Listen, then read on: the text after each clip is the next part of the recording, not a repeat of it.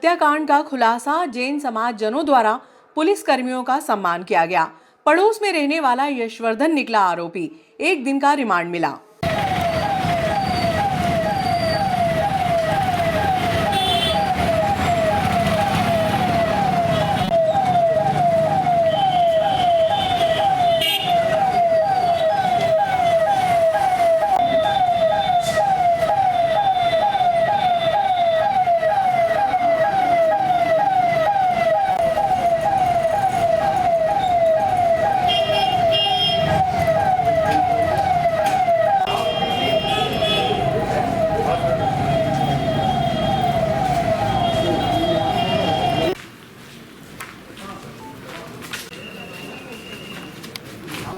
घर ले चलो, 3 बजे कॉन्फ्रेंस है।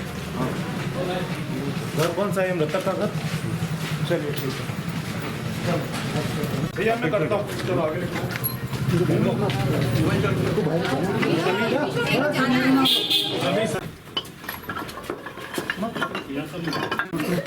नमस्कार। खोलो दरवाजा तुम्हारे घर का। चलो खुलो, बस अभी मत आइएगा। अब ठीक है, खुला उधर आ जाए। चलो यही होल्ड करना। कौन है गावस? वो कहाँ है? 2 लोग। पंकज भैया भैया और रघुवंश जी।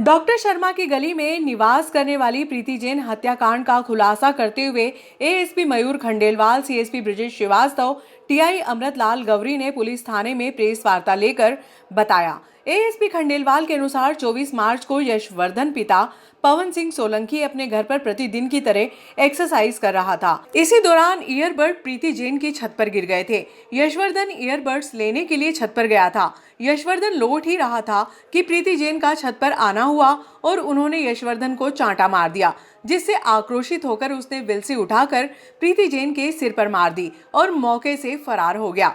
परिजनों ने उपचार के लिए अस्पताल में भर्ती करवाया, जहां उपचार के दौरान 30 मार्च को प्रीति जैन की मृत्यु हो गई। अंतिम संस्कार के बाद परिजन पुलिस थाने पहुंचे थे। पुलिस ने मामले को गंभीरता से लेते हुए क्षेत्र के लगभग 150 से अधिक सीसीटीवी कैमरे खंगाले, 50 से अधिक व्यक्तियों से पूछताछ की। मुखबिर की सूचना पर पुलिस ने यशवर्धन को हिरासत में लेकर पूछताछ की तो उसने वारदात को करना बोला। एएसपी के अनुसार यशवर्धन कक्षा 12वीं का छात्र है, जिसको अभी तक कोई भी आपराधिक रिकॉर्ड नहीं है। न्यायालय में पेश कर 1 दिन का रिमांड लिया गया ताकि मामले में अन्य बिंदुओं पर भी पूछताछ की जा सके। एएसपी ने कहा कि वारदात के दौरान आभूषण व नकदी चोरी नहीं हुए हैं। मामले में सबसे अचंभित करने वाली बात तो ये है कि आरोपी मृतका के अंतिम संस्कार में भी शामिल हुआ था ताकि किसी को शक न हो सके। 15 दिन पहले भी पुलिस ने एक ब्लाइंड मर्डर का 36 घंटे में खुलासा किया था। आज फिर से नागदा पुलिस ने त्वरित कार्रवाई करते हुए एक और ब्लाइंड मर्डर का खुलासा किया है, जिसमें एक वरिष्ठ महिला नागरिक की हत्या हुई थी। घटनाक्रम में पुलिस को 28 मार्च को सूचना प्राप्त हुई थी कि 24 मार्च को गुलाबाई कॉलोनी में एक वरिष्ठ महिला नागरिक जिनकी उम्र 68 वर्ष है और नाम उनका प्रीति जैन है, उनके साथ मारपीट हुई है। पुलिस ने तुरंत ही इस मामले को गंभीरता से लेते हुए, क्योंकि वरिष्ठ महिला नागरिक इसमें उनके साथ घटना हुई थी, इसलिए तुरंत ही इसका संज्ञान लेते हुए अपराध पंजीबद्ध किया। माननीय एसपी साहब ने विशेष पुलिस टीम का गठन किया। हालांकि दुर्भाग्य की बात है कि 2 दिन बाद ही उनकी मृत्यु भी हो गई, परंतु इस दौरान पुलिस ने लगभग 150 सीसीटीवी कैमरे देखे, 50 लोगों से पूछताछ की, कई मुखबिर भी मामूर किए। मुखबिरों से कहा गया कि कोई भी अगर संदिग्ध व्यक्ति दिखता है तो बताया जाए। इस दौरान पुलिस ने सभी तकनीकी साक्ष्यों को संकलित कर लिया था। ऐसे एक मुखबिर ने कल बताया कि एक व्यक्ति जो पड़ोस में रहता है, जिसका नाम यशवर्धन सोलंकी है, थोड़ा घबराया सा दिख रहा है। अगर उससे पूछताछ की जाए तो शायद कुछ पता लग सकता है।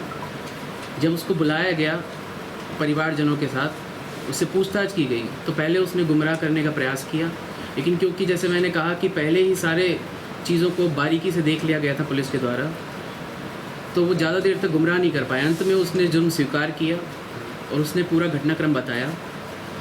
घटना ऐसा हुआ कि जो लड़का पड़ोस में रहता है, तो उसका ईयरबड्स मृतिका के घर पर गिर गया था। जब वो उठाने वहाँ पर गया तो मृतिका को शक हुआ कि कहीं वो चोरी के इरादे से तो नहीं आया है, तो उसने उस पर आरोप लगाया कि तू चोरी करने आया है और तुझे पुलिस में तेरी शिकायत कर देंगे, और एक थप्पड़ भी मारा, जिस पर उसको बहुत गुस्सा आ गया और गुस्से के आवेश में उसने महिला को वहीं पे ही रखी हुई सीमेंट की 2 विलसी से उस पर वार किया, जिससे महिला को गंभीर चोट आई। उसके पश्चात उनको इलाज के लिए यहाँ जनसेवा अस्पताल नागदा में ले जाया गया। उसके पश्चात उनको आगे उज्जैन में रेफ़र किया गया, जिसके पश्चात उनकी 30 मार्च को मृत्यु हो गई। उसने अपना जुर्म स्वीकार किया है।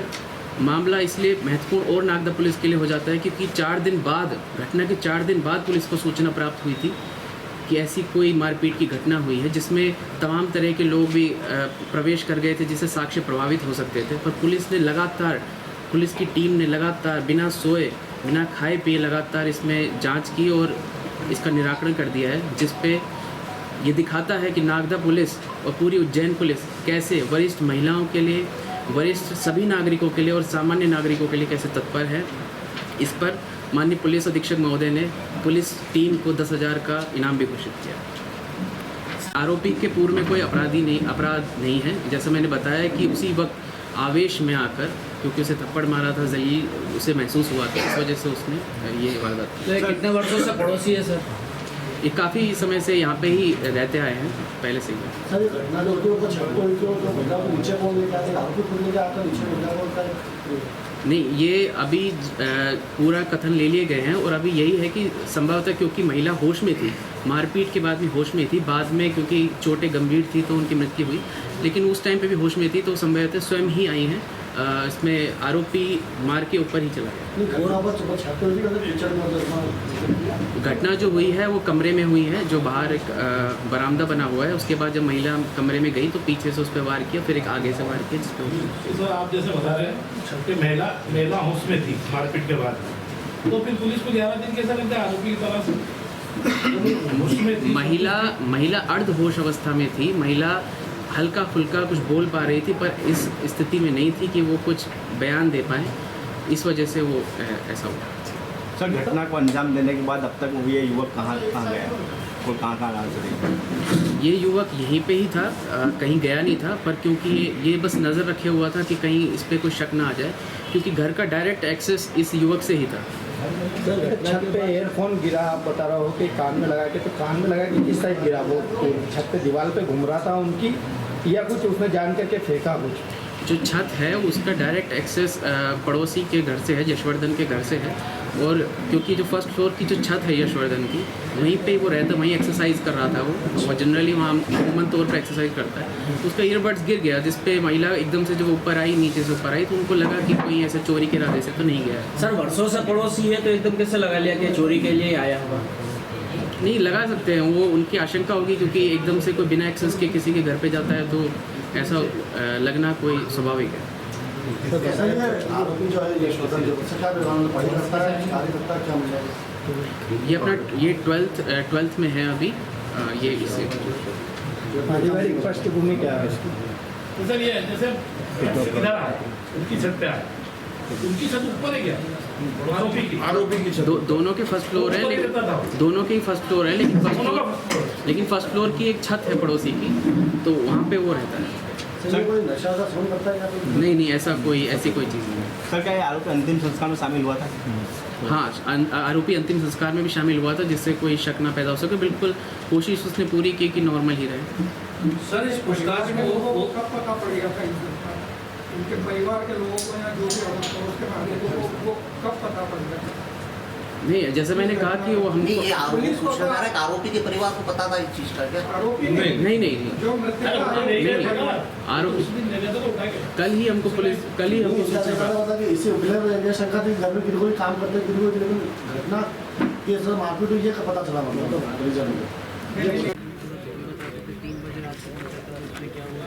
वो भी देख के बताया। पूरा इसको जाता है, एक और गाली बजा लोगों को बताना चाहूँगा कि सर ने 1-2 घंटे 3 घंटे में, और सर ने यहाँ बहुत समय दिया। जनरली इतना टाइम वरिष्ठ अधिकारी नहीं देते, लेकिन सर ने यहाँ पर जितना समय दिया ये बहुत बड़ा योगदान है सर का। हमारा हमको जो मार्गदर्शन मिलना चाहिए, सुपरविज़न मिलना चाहिए था सर का और CSP साहब का लगातार जो मार्गदर्शन रहा, तो ये कहीं ना कहीं ये चीज़ खुल पाई है। सर मैं उनका बेटा हूँ, हम जो भी उनका कार्यक्रम करेंगे, जो भी वो सब अपनी जगह।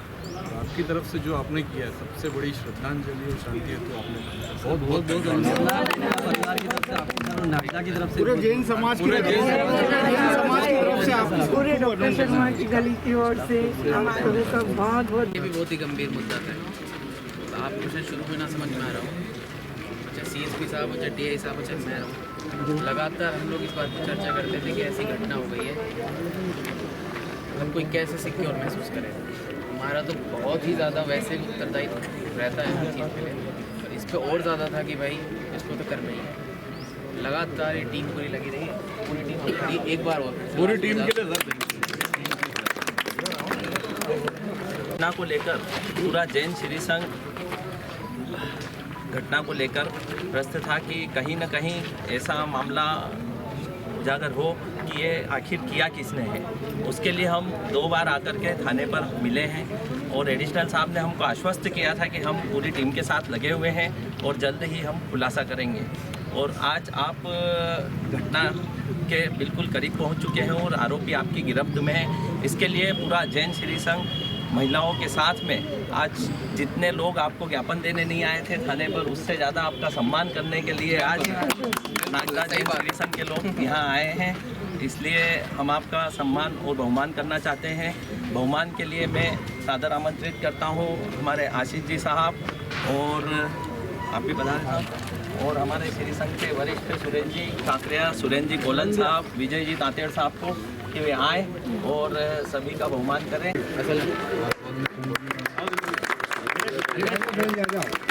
ईश्वर एनर्जेटिक टीम है सब। ईश्वर यही लोग हैं जो मेन काम करते हैं, हम तो डायरेक्शन देते हैं, पर ये लोग जाते हैं, कैमरे देखते हैं। बहुत ही कष्ट का काम होता है 100 लोगों में से आपको ढूंढना कि ये कौन जा रहा है कौन नहीं जा रहा है। जितेन का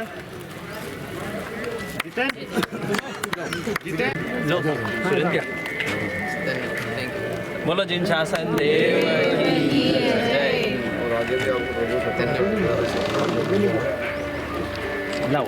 राजा भैया बहुत बहुत अनुमोदन सर, बहुत बहुत अनुमोदन।